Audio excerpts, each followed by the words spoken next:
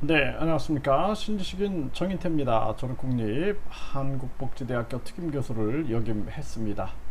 네, 윤 대통령 미국 의장 만남 불발에 대해 부정 여론이 87%가 나왔습니다. 네, 서울경제신문을 보면은 윤 펠로시 만남 불발 부정 여론 무려 87%. 네, 스피치 로고, 썸 트렌드, 옥소, 폴리틱스, 이렇게 얘기를 하고 있는데요.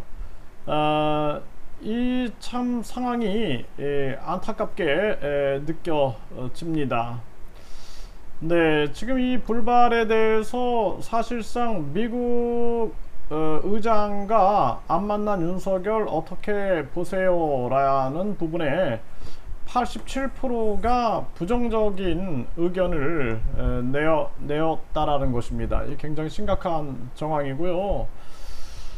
사실상 또 여기 KSOI의 여론조사 결과에서도 국익에 부합하지 않는 것으로 부적절했다라는 것이 60.3%가 나온 정황입니다.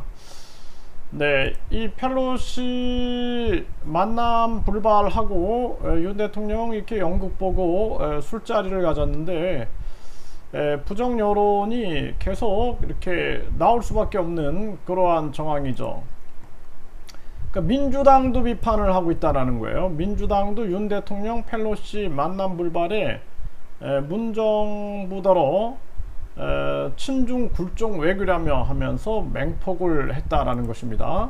일본 아사히는 윤이 펠로시 만남 불발에 대해서 중국 눈치 본 듯하다 이렇게 얘기를 하고 있습니다.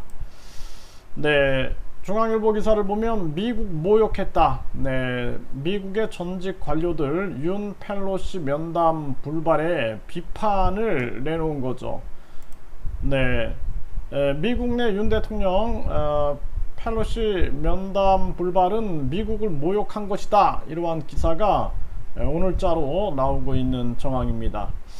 참 안타까움 그 자체다라는 생각을 하게 되고요. 대한민국이 참 당당한 외교를 해야 되는데 대통령이 명확한 국정 철학을 가지고 그리고 소신을 가지고 사명감을 가지고 정치를 해야 합니다. 그러니까 일본의 이 지금 국가 정상은 이렇게 만나고 있는 거죠. 싱가포르의 국가 정상도 그랬고 말레이시아 국가 정상도 그랬고 대만 국가 정상도 이렇게 만났는데 이 대한민국 대통령은 이렇게 술자리는 가져도 이런 만남을 갖지 않고 도리어 그 측근들이 만나는 게 부적절하다 뭐 이런 식의 궤변을 내놓고 있는 거죠. 그리고 전화했다 뭐 이런 아주 그 핑계가 아주 옹졸한 그러한 핑계들이 나오는데 결국에 민심을 속이지 못하는 겁니다.